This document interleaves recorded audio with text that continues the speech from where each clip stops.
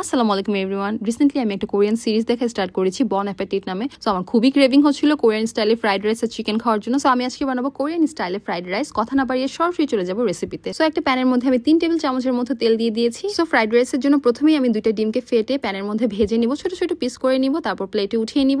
Same প্যানের মধ্যে আমি এখন পেঁয়াজ অ্যাড করবো। পেঁয়াজটাকে হালকা একটু ভেজে নেওয়ার পরে আমি এখানে গার্লিক অ্যাড করব, রসুনের কুচি।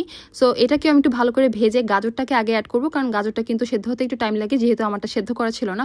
তো এখানে আমি চিংড়ি মাছ ছোট ছোট টুকরা করে কেটে রেখেছিলাম, তারপরে সসেজও ছোট ছোট টুকরা করে কেটে রেখেছিলাম, অল্প একটু সুইট কর্ন দিলাম, তারপরে দিব একটু বেল পেপার, তারপরে এখানে 2 চা চামচের মতো এখানে আমি সয়া সস অ্যাড করব, আর 2 চা চামচের মতো এখানে আমি সিরাচা সস অ্যাড করব। তারপর সবকিছু একটু মিক্স করে এখানে আমি অ্যাড করব গোচুজাং, যেটা নাকি কোরিয়ান ফ্রাইড রাইসে না হলেই না।